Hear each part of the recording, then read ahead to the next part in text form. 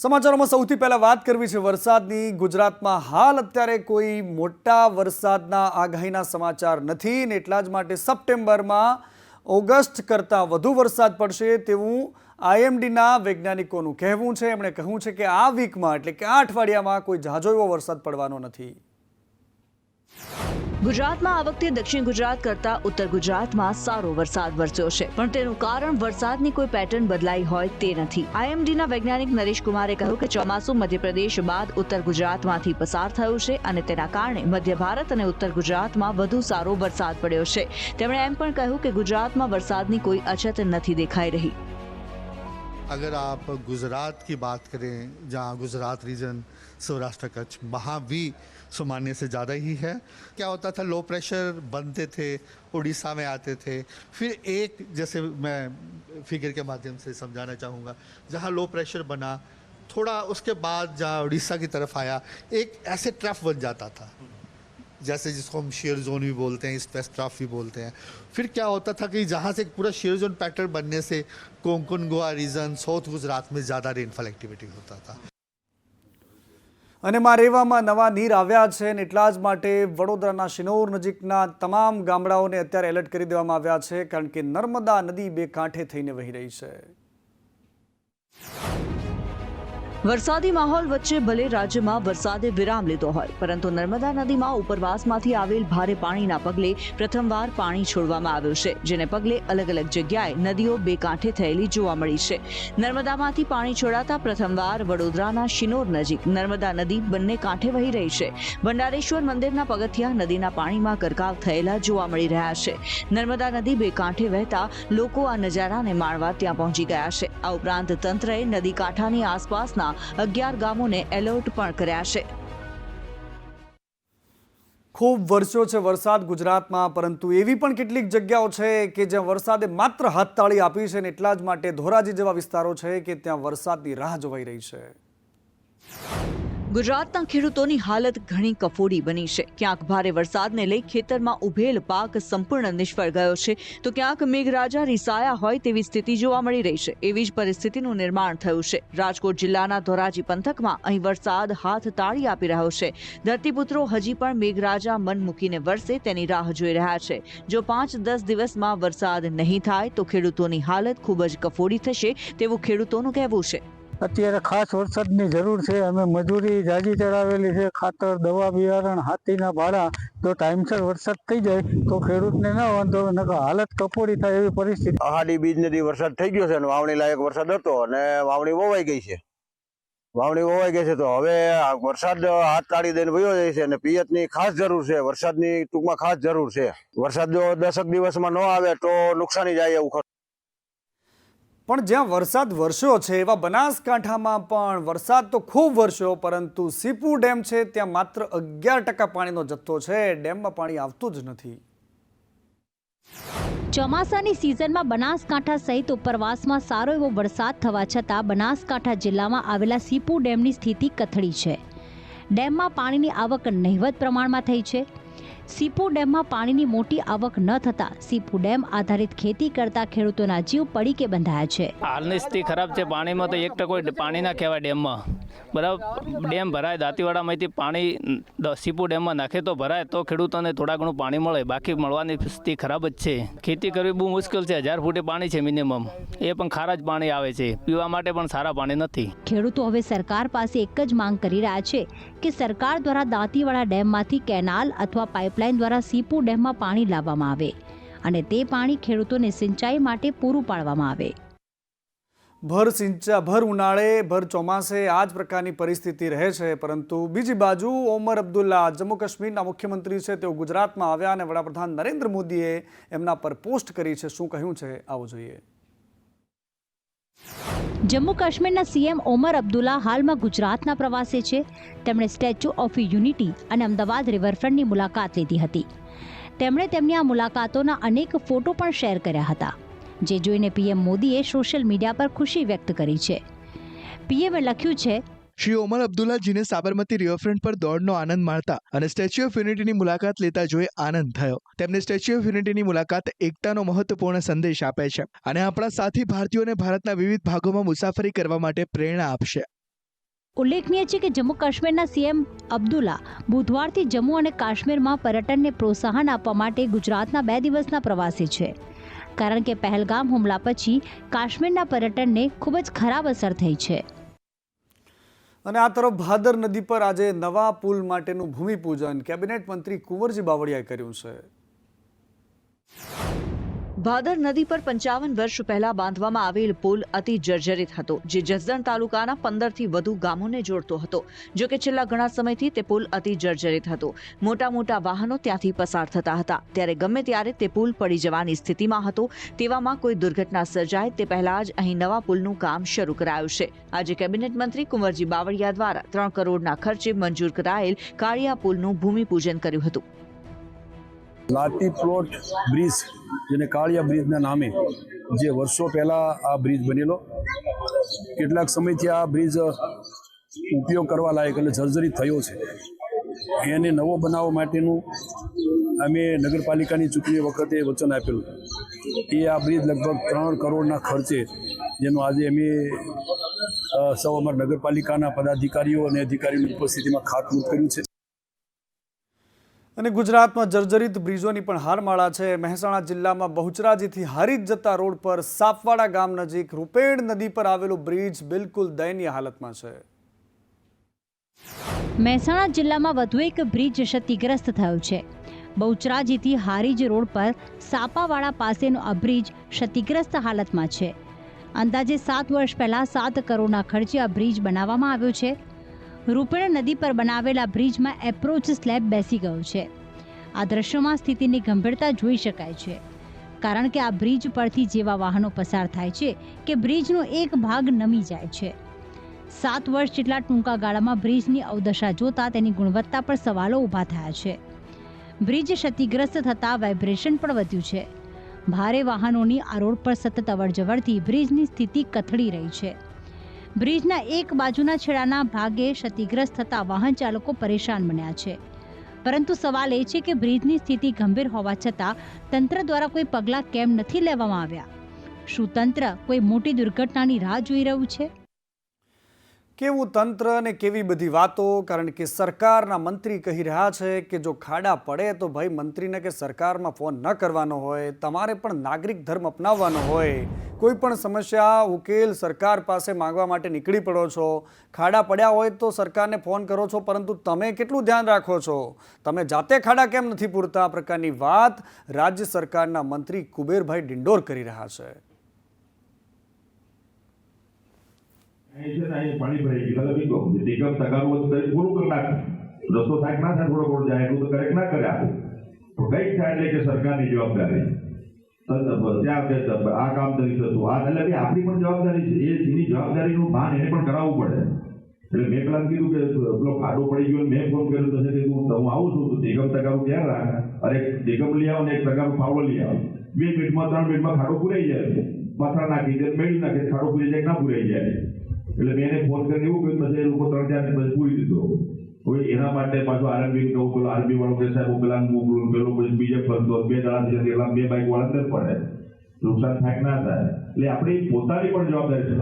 અહીં છે નાગરિક ધર્મની વાતો કરતા મંત્રીજી અને બીજી બાજુ એક મંત્રીજી એવા જે તેમના દીકરા પર આરોપની ભરમાર થઈ જેલમાં જઈ આવ્યા અને ત્યારબાદ એ દિવસો બાદ મંત્રીજી જાહેરમાં દેખાયા છે. દાહોદમાં જિલ્લા કક્ષાનો સંપૂર્ણતા અભિયાન સન્માન સમારોહ યોજાયો હતો, જેમાં મંત્રી બચુભાઈ ખાબડ, સાંસદ જશવંતસિંહ ભાભોર સહિત દાહોદ જિલ્લાના ધારાસભ્યો, કલેક્ટર અને ડીડીઓ ઉપસ્થિત રહ્યા હતા. આ કાર્યક્રમમાં ગરબાડા તાલુકા વિકાસ અધિકારીને ઉત્કૃષ્ટ કામગીરી બદલ સિલ્વર મેડલ આપીને સન્માનિત કરાયા હતા. આ ઉપરાંત જિલ્લા વિકાસ અધિકારી તેમજ દાહોદ જિલ્લાના ખેતીવાડી, આરોગ્ય વિભાગ, શિક્ષણ વિભાગ, ICDS વિભાગના અધિકારીઓ તેમજ નર્સ અને આશા વર્કરોને શ્રેષ્ઠ કામગીરી બદલ મંત્રીના હસ્તે પ્રમાણપત્ર આપી સન્માનિત કરાયા હતા. જોકે આ કાર્યક્રમમાં ઘણા સમય બાદ મંત્રી બચુભાઈ ખાબડની હાજરીએ કુતૂહલ સર્જ્યું હતું. કારણ એ છે કે બચુભાઈના બંને પુત્રોની મનરેગા કૌભાંડમાં સંડોવણી સામે આવ્યા બાદ તેઓ ગત ઘણા સરકારી કાર્યક્રમોમાં ગેરહાજર રહ્યા હતા. અહીંયા સુધી કે પ્રધાનમંત્રીના દાહોદ કાર્યક્રમમાં પણ તેઓ હાજર નહોતા. આજે લાંબા સમય બાદ મંત્રી બચુ ખાબડ જાહેર કાર્યક્રમમાં જોવા મળ્યા હતા. મંત્રીઓ જાહેરમાં દેખાય તો પણ ન્યૂઝ બને છે અને બીજી બાજુ જાહેરમાં દેખાતા એ પોસ્ટર, એ બેનર, એ બોર્ડ પણ ન્યૂઝ બન્યા છે અમદાવાદ જેવા શહેરમાં કે જેને ભારતના સૌથી સેફેસ્ટ શહેરનો અત્યારે દરજ્જો મળ્યો છે અને એ દરજ્જાવાળું શહેર કે જ્યાં આબરૂની ફજેતી રાજ્યની જે શહેરની સુરક્ષા કરવાની જવાબદારી છે એ પોલીસે કરી છે. અમદાવાદમાં મહિલાઓને લઈને વિવાદાસ્પદ બોર્ડ લાગવામાં આવ્યા છે. એમાં લખ્યું છે કે એ રંગલી રાતની પાર્ટીમાં જવાનું નહીં, રેપ કે ગેંગરેપ થઈ શકે છે અને આ પ્રકારના બેનરો અમદાવાદ શહેરમાં અનેક વિસ્તારોમાં લાગ્યા છે અને એ રંગલી રાતની પાર્ટીમાં નહીં જવું, એની સાથે સાથે એ પણ કહ્યું છે કે અંધારામાં સુમસામ જગ્યાએ રંગલીને નહીં જવું. એની સાથે સાથે એવા પણ બેનર લાગ્યા છે કે કોઈ રૂપાળી છોકરીને ગાડીમાં નહીં બેસાડવાની. આ પ્રકારની શિખામણ આપતા પોલીસે જે બેનર લગાવડાવ્યા છે ત્યારબાદ સવાલ ઉઠી રહ્યા છે કે આ સુરક્ષિત શહેર અમદાવાદ છે કે જ્યાં પોલીસ આ પ્રકારના બેનર લગાવીને સાબિત શું કરવા માંગે છે? કારણ કે વિપક્ષ સવાલ ઉઠાવ્યા છે કે અમદાવાદ પોલીસ આવા બેનર લગાવીને સરકારની અને પોલીસની આબરૂની ફજેતી કરી રહી છે. અમદાવાદ શહેરની અંદર અમુક પોસ્ટર લાગ્યા છે, પરંતુ આ પોસ્ટર એક સેવાભાવી સંસ્થાઓએ જનજાગરણ માટે કદાચ લગાવ્યા હોય. મને એવું લાગે છે કે આ પોસ્ટરમાં જે એમણે ભાષાનો પ્રયોગ કર્યો છે, એ વાક્ય રચના કદાચ એ લોકોએ એમને પોતાની અજ્ઞાનતાના લીધે કે કોઈ જગ્યાએ એમણે એને કોઈના પાસેથી પ્રૂફ રીડિંગ નહીં કરાવ્યું અને એ પ્રમાણેના પોસ્ટરો એમણે ત્યાં લગાવી દીધા છે. તો આવા પ્રકારના કોઈ પણ પોસ્ટરને અમારી પાર્ટી, સરકાર કોઈ પણ અનુમોદન આપતી નથી. એ પ્રકારના કોઈ એવા શબ્દો હશે કે જેનાથી કોઈ બીજો જ અર્થ કાઢવામાં આવશે તો એના ઉપર પણ કાર્યવાહી કરવામાં આવશે. અને આ તરફ જૂનાગઢના ધારાસભ્ય ગોપાલ ઇટાલિયાનો વિરોધ થઈ રહ્યો છે. વિસાવદરના ધારાસભ્ય છે પરંતુ અત્યારે એમનો પણ વિરોધ થઈ રહ્યો છે. ભેંસાણમાં મજૂરી કામ કરતા લોકો દ્વારા વિરોધ કરાયો. મનરેગામાં ભ્રષ્ટાચારનો ખોટો આરોપ લગાવ્યો છે તેવી વાતો કરી રહ્યા છે. મજૂરોના ખાતામાં પૈસા જમા થઈ જ જાય છે તેવું કનુભાઈ નામના વ્યક્તિએ કહ્યું છે. કોઈ ભ્રષ્ટાચાર નથી થયો, આવી વાતો લઈને અત્યારે લોકો મેદાનમાં આવ્યા છે. કે ધારાસભ્યને એવું કહેતા હતા ગોપાલભાઈ ઇટાલિયન કે ભાઈ રાહતીના પૈસા ખવાય છે, અમારા પૈસા કંઈ ખવાતા નથી, અમારે ઊંડા તળ છે, અમારે રેડી મજૂરી હાલે છે, વિધવા સહાયની પૂરેપૂરી મળી જાય છે, બધું તમામ અમારે થાય છે, અમારે કોઈ પ્રોબ્લેમ કાંઈ થતો નથી. ખોટી અમારી એવી ઉફા ન કરે. અહીંયા શું કરવું? અહીંયા અમે રાહત કામ માટે કે ભાઈ તમારા પૈસા ખવાય છે એના માટે અમે અહીંયા મામલતદારે અમે અહીંયા આવેદનપત્ર દેવા આવ્યા છીએ. અને રાજનીતિમાં અલગ અલગ રંગ હોઈ શકે છે. બીજી બાજુ ખાતરને લઈને કિસાન સંઘ પણ ચિંતા વ્યક્ત કરી રહ્યું છે. રાજ્યના અનેક ખૂણાઓમાં આ જ પ્રકારની પરિસ્થિતિ છે કે ખેડૂતો લાઇનમાં જાય અને પછી ખાતર માટે આખો દિવસ રાહ જુએ. કિસાન સંઘના મહામંત્રી આર.કે. પટેલે ચિંતા વ્યક્ત કરી હતી. તેમણે કહ્યું કે ખાતર મેળવવામાં ઘણી અનિયમિતતા સામે આવી છે. ખાતર કંપનીઓ ખાતરની સાથે અન્ય ખાતર આપે છે. જો સમયસર ખાતર નહીં મળે તો પાકને નુકસાન થશે અને ઉત્પાદન પણ ઓછું થશે. અમે વારંવાર સરકારને રજૂઆત કરી છે છતાં કોઈ નક્કર પરિણામ નથી આવતું. સબસિડીવાળા ખાતરનું પણ કાળા બજાર થાય છે. જો સરકાર નહીં સમજે તો ખેડૂતો રોડ પર આવશે તેવી પણ ચીમકી ઉચ્ચારી છે. વાત મુલાકાત અને પછી જરૂરિયાત પડે ત્યારે કિસાન સંઘ આંદોલન કરતું હોય છે. વાત અને મુલાકાતનો પિરિયડ બંધ થયો છે. ક્યાંક હવે રોડ ઉપર આવવાનો પિરિયડ આગામી સમયની અંદર આવ્યો છે. ક્યાંક તાલુકા કક્ષાએ, ક્યાંક જિલ્લા કક્ષાએ, ક્યાંક કોઈના કોઈ કાર્યક્રમો જો આ સરકાર અને તંત્ર નહીં જાગે, આ કંપનીઓ જો આ ભાવ વધારો પાછો નહીં ખેંચે, આના અંતે કોઈ પોલિસી નહીં બને તો કિસાન સંઘ એની જે રીતિનીતિ પ્રમાણેના કાર્યક્રમો આપશે. વિતરણ વ્યવસ્થાઓની જે અવ્યવસ્થાને કારણે આ સ્થિતિ સર્જાઈ છે. રાજ્યના કૃષિ વિભાગના અધિકારીઓએ એ બાબતને દુરસ્ત કરવાનું અને આગામી ટૂંક જ સમયમાં પ્રત્યેક ક્ષેત્રમાં, પ્રત્યેક મંડળીમાં આ ખાતર પહોંચે, વધારાનો જથ્થો કેન્દ્ર પાસેથી મેળવ્યો છે એ પણ જ્યાં નથી ત્યાં પહોંચે એવી વ્યવસ્થા ગોઠવવાનું અહીંયા શરૂ કર્યું છે. ટૂંક સમયમાં પ્રત્યેક જગ્યાએ ખેડૂતને પૂરતું ખાતર મળે એવી વ્યવસ્થા ગોઠવાશે એવી આશ્વસ્ત કરું છું. જોઈએ એટલું ઉપલબ્ધ છે, ખાતરની ઘટ નથી. અને બીજી બાજુ ખેડૂતોની ખાતરની લાઈનો છે. હું છેલ્લા 10 દિવસથી સતત ખાતરને લઈ અને સરકારને કહું છું કે ખાનગી કંપનીઓમાં ખાતર જાય છે એને રોકવામાં આવે. હું લગભગ છેલ્લા 1.5 મહિનાથી કહું છું કે રાજ્યના કૃષિ મંત્રી અને રાજ્યના ખેતી નિયામક સરકારને બદનામ કરવા માટેનું ષડયંત્ર કરે છે. અને બીજી બાજુ રાજકોટમાં એઇમ્સ છે, અહીંયા હોસ્પિટલ છે, સારવાર માટેના સાધનો છે, અદ્યતન સુવિધાઓ છે, પરંતુ તેમ છતાં પણ અહીંયા સારવાર નથી મળતી એવી વાત સામે આવી છે. રાજકોટની એઇમ્સ હોસ્પિટલ વિવાદમાં આવી છે. આધુનિક તકનીક ધરાવતી એમ્સ હોસ્પિટલમાં ફાર્મામાં ભણતા અને ત્યાંની જ મેડિકલ સ્ટોરમાં કામ કરતા અરમાન જેઠવા નામના વિદ્યાર્થીને સાપ કરડ્યો, જેથી તરત જ આ વિદ્યાર્થીએ સારવાર માટે હોસ્પિટલની મદદ માંગવામાં આવી, પરંતુ સારવાર માટેના પૂરતા સાધનોના અભાવે આ વિદ્યાર્થીને મજબૂરીમાં ખાનગી હોસ્પિટલમાં સારવાર લેવી પડી. આ ઘટના સામે આવ્યા બાદ એમ્સ હોસ્પિટલના મેનેજમેન્ટને લઈને સવાલો ઉઠ્યા છે. સાપ કરડ્યા બાદ વિદ્યાર્થી બેભાન થવા લાગ્યો હતો, જેથી તુરંત જ વિદ્યાર્થીના મિત્રોએ તેને ખાનગી હોસ્પિટલમાં લઈ જવો પડ્યો હતો. જો કે રાજકોટમાં એમ્સની હાજરીથી સૌરાષ્ટ્ર મેડિકલ હબ બની રહ્યું હોવાની તંત્રની ગુલબાંગો અહીં પોકળ સાબિત થતી હોય તેવું લાગી રહ્યું છે. આ મામલે સત્વરે કાર્યવાહી થાય તેવી લોકોની માંગ છે. સ્થાનિકોનું કહેવું છે કે સુવિધાની પૂર્તિ કરવાના બદલે અહીં જવાબદારીઓની ફેંકાફેંકી થાય છે, જેથી કોઈ જ કામ પૂરું થતું નથી. અને ફરી એકવાર જૂની પેન્શન યોજના લાગુ કરવા માટે અમદાવાદમાં વિરોધ થયો અને સરકારની સામે બાયો ચડાવવામાં આવી. જૂની પેન્શન યોજના લાગુ કરવાનું ભૂત ફરી ધૂણ્યું છે. અમદાવાદમાં ભદ્રકાળી મંદિર બહાર આજે રાજ્ય અને કેન્દ્રના કર્મચારીઓ એકઠા થયા હતા અને ફિક્સ પગાર પ્રથા નાબૂદ કરવા 8મા પગાર પંચની અધિકૃત રીતે ગઠનની માંગ કરવામાં આવી હતી અને હાલના સમયે પડી રહેલી તકલીફો સત્વરે દૂર કરવાની માંગણી કરાઈ છે. અમારો જે મુખ્ય મુદ્દો છે ઓલ્ડ પેન્શન સ્કીમ, જે અમે છેલ્લા 5 વર્ષથી સરકારશ્રીને તમામ સ્તરે રજૂઆત કરી છે. અમે આ માટે છેક દિલ્હી સુધી પણ રજૂઆત કરેલી છે. બીજો મુદ્દો છે ફિક્સ પે પગાર, જે છેલ્લા 10-12 વર્ષથી રજૂઆત થઈ રહી છે અને એનો સુપ્રીમ કોર્ટમાં પણ કોર્ટ કેસ ચાલુ છે. અને ત્રીજો મુદ્દો છે 8મો પગાર પંચ લાગુ કરો, જે છેલ્લા વર્ષથી અમારા તમામ સંગઠનો રજૂઆત કરી રહ્યા છે. કેટલા સમયથી તમે માંગ કરી રહ્યા છો? ઘણા વર્ષોથી કરી રહ્યા છીએ, પણ એનો હજુ કંઈ અમલ નથી થઈ રહ્યો. એટલા માટે અમારે ના છૂટકે આ રીતે રેલી કરવી પડી છે અને આ 3 જે પ્રાણ પ્રશ્નો છે એને દૂર કરવા માટે અમે. આ તરફ ઊંઝામાં રખડતા ઢોરને લઈને વિશ્વ ઉમિયા ફાઉન્ડેશને મામલતદાર અને નગરપાલિકા કચેરીએ આવેદનપત્ર આપવું પડ્યું. મહેસાણામાં રખડતા ઢોરનો આતંક સૌ જિલ્લાવાસીઓને હેરાન પરેશાન કરી રહ્યો છે. તેવામાં ઊંઝા ખાતે 29 જુલાઈએ રખડતા ઢોરના કારણે એક યુવકનું મોત થઈ ગયું હતું. તેવામાં વિશ્વ ઉમિયા ફાઉન્ડેશનના સભ્યોએ આજે મામલતદાર અને નગરપાલિકા કચેરી ખાતે આ અંગે આવેદન આપ્યું હતું. તાત્કાલિક આ રખડતા ઢોરોને પકડવા માટે રજૂઆત કરવામાં આવી હતી અને જવાબદારો સામે પગલાં લેવાની માંગ કરવામાં આવી હતી. આજે ઊંઝા મામલતદારશ્રી અને નગરપાલિકાના પ્રમુખશ્રીને અમે આવેદનપત્ર પાઠવ્યું છે અને આના ઉપર કડકમાં કડક સજા થાય આરોપીઓને અને કડકમાં કડક પગલાં લઈને ભવિષ્યની અંદર આવી કોઈ ઘટના ના બને એના માટે રજૂઆત કરી છે. અને રખડતી ગાયોને ઝડપથી એમને ગૌશાળાની અંદર મોકલવામાં આવે તથા જે પણ લોકો છે એના પર કાયદેસરની કાર્યવાહી કરવામાં આવે, જેથી કરીને ભવિષ્યની અંદર આવી કોઈ ઘટના ના બને એના માટે રજૂઆત કરી છે. આ તરફ સાબરકાંઠામાં વિવાદિત શિક્ષકની બદલી કરી દેવાઈ છે. શિક્ષકના અશોભનીય વર્તન અને નશાનો આદિ હોવાની વાતના કારણે આખરે એની બદલી થઈ ગઈ છે. સાબરકાંઠામાં કાનપુર પ્રાથમિક શાળાના શિક્ષક હરેશ પટેલની બદલી કરી દેવામાં આવી છે. શાળાના શિક્ષક હરેશ પટેલની પોશીનાની નાડા શાળામાં બદલી કરાઈ છે.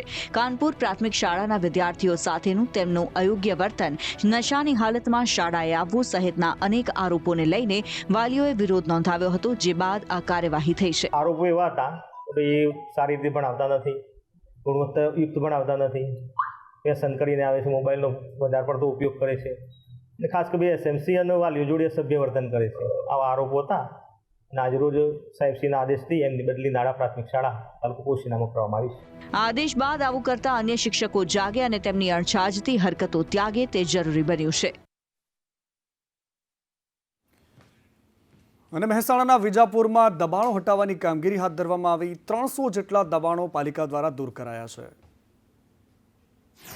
મહેસાણાના વિજાપુરમાં દબાણો હટાવવાની કામગીરી કરવામાં આવી છે. પોસ્ટ ઓફિસથી આનંદપુરા ચોકડી ખાતે થયેલા દબાણો હટાવવામાં આવ્યા છે. આ ઉપરાંત ચક્કર વિસ્તારથી આનંદપુરા ચોકડી ખાતેના દબાણો પણ દૂર કરાયા છે. લારી ગલ્લા અને કાચા પાકા મકાનો પર તંત્રનું બુલડોઝર ફર્યું છે. આશરે 300 જેટલા આવા દબાણો પર પોલીસ બંદોબસ્ત સાથે કાર્યવાહી કરવામાં આવી છે. પૂર્તિ કરતા આશરે 320 જેટલા ઈસમોને વિજાપુર નગરપાલિકા દ્વારા નોટિસ આપવામાં આવેલી હતી. એમને 24 કલાકની નોટિસ આપણે આપીને એવું કીધું કે તમે આ દબાણો દૂર કરો. તેઓ દ્વારા આ નોટિસ અનુસંધાને દબાણો દૂર ન કરવામાં આવતા ગઈકાલે નગરપાલિકા વિજાપુરે આ દબાણો દૂર કરવાની પ્રક્રિયા કરી હતી, જેની અંદર 75% જેટલા દબાણો આપણે દૂર કર્યા છે અને બાકીના દબાણદારોએ સ્વૈચ્છિક રીતે પોતાના દબાણો દૂર કરવાની કવાયત હાથ ધરી હતી. અને ભારે વિવાદ બાદ હવે ભવનાથમાં વહીવટદારની નિમણૂક કરાઈ છે, ત્યારે આજે મંદિરના વહીવટદારે પૂજા કરાવી અને સંતો વચ્ચેના વિવાદ વચ્ચે હવે વહીવટદાર શાસન કરશે. સંત શુરા અને સાવજોની ભૂમિ જૂનાગઢ તળેટીમાં આવેલું ભવનાથ મંદિર, જ્યાં લાખો લોકો દર્શનાર્થે જાય છે. વર્ષોથી આ મંદિરમાં હરિગીરી બાપુ વહીવટ સંભાળતા હતા, પરંતુ હવે મંદિરનો બધો જ વહીવટ પ્રાંત અધિકારીને સોંપી દેવામાં આવ્યો છે.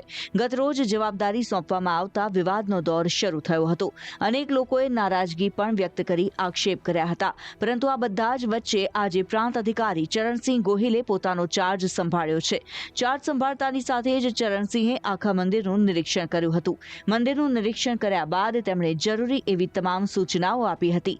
પ્રાંત અધિકારી ચરણસિંહ ગોહિલે કહ્યું, મંદિરમાં સૌથી પહેલા મંદિર પરિસરમાં સ્વચ્છતાને પ્રાધાન્ય આપવામાં આવશે. આ સાથે જ સાંજે વહીવટી તંત્ર દ્વારા મહાઆરતી પણ કરવામાં આવશે. મહાઆરતી બાદ ઇન્વેન્ટરીની પ્રક્રિયા હાથ ધરવામાં આવશે. કામરેજમાં ડુપ્લિકેટ શેમ્પૂનો જથ્થો ઝડપાયો છે. પોલીસે અહીંથી લાખોનો મુદ્દામાલ કબજે કર્યો છે. સુરતના કામરેજમાં ડુપ્લિકેટ શેમ્પૂનો મસમોટો જથ્થો પકડી લેવાયો છે. અહીં અલગ અલગ કંપનીઓની અનેક બોટલો શેમ્પૂની મળી આવી. નવાગામ ઇન્ડસ્ટ્રીયલ વિસ્તારમાં આ કારખાનું ધમધમી રહ્યું હતું, જેની જાણ થતાં અહીં પોલીસ પહોંચી ગઈ હતી. ડુપ્લિકેટ શેમ્પૂ બોટલ પર બ્રાન્ડેડ કંપનીના સ્ટીકર લગાવી તેનું વેચાણ કરવામાં આવી રહ્યું હતું અને પકડાઈ ન જવાય તે માટે આ શેમ્પૂનું ઓનલાઈન વેચાણ કરાતું હતું.